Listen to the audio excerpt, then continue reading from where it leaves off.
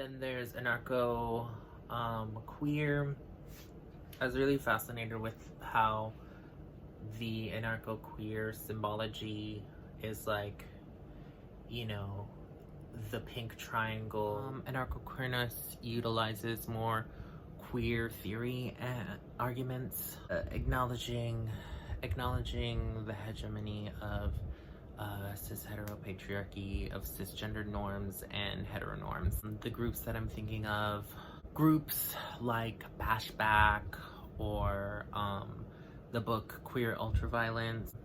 I'm sure there's numerous amounts of groups, but generally doing a lot of direct action oriented work against both the church and the state, acknowledging that, you know, a lot of these arguments around like queer or transgender are actually just a response to the very unnatural agenda that is opposing gender binary, cis heteropatriarchal norms facilitated by the church and the state, and you know, kind of flipping them on their heads. I think, yeah, a lot of on the ground disruption, going toe to toe with like actual fascists on the ground, and like doing it in really like interesting, fascinating ways that are like queer and like sexy. Years ago I heard that a lot of the queer anarchists that were taking on either police or fascists, they would like cover themselves in glitter because they knew that actually, you know, having glitter be like something that can actually protect your skin from tear gas. I thought that was really fun and cool and very like queer. So yeah, just coordinated like direct action. Anarcho-primitivism or green anarchy. This is, when I think of this school of thought, I think of groups like ELF or ALF or Earth First and like Earth Liberation Front, kind of deriving from groups like Earth First and Animal Liberation Front. Just these like groups and collectives that did a lot of direct action oriented work in freeing different animals, rescuing and defending plant life and land, and ultimately having a critique of industrial civilization. So there's a lot of like mixing and weaving between different schools of thought, but I think green anarchy or green anarchism is really important, especially, you know, regarding the kind of like mutual aid oriented work that they're doing is very much facilitating ways like to sustain ourselves that aren't relying on the state or corporations, and I think it's really important. So this also coincides with Indigenous anarchism in so many ways. It does and it doesn't.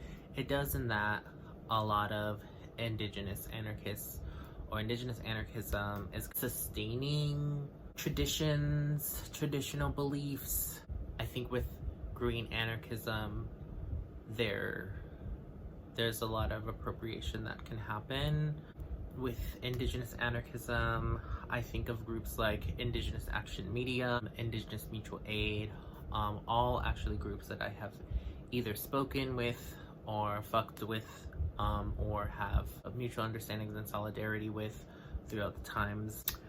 But yeah, I would like to argue that, you know, when we think about mutual aid, people often think about the forefather or whatever that coined the phrase mutual aid, that being Pyotr Kropotkin, who was a Russian anarchist and anthropologist. Mutual aid is this anthropological appropriation of the kind of dynamics and relations that Indigenous people had with one another and the land and the spirits of the land and all of that. You know, in the same ways that Marx and Engels did, even Marx and Engels looked at and or even called Indigenous peoples of the so-called Americas ancient primitive societies and or savages, just straight up savages, which, you know, is something that a lot of us are claiming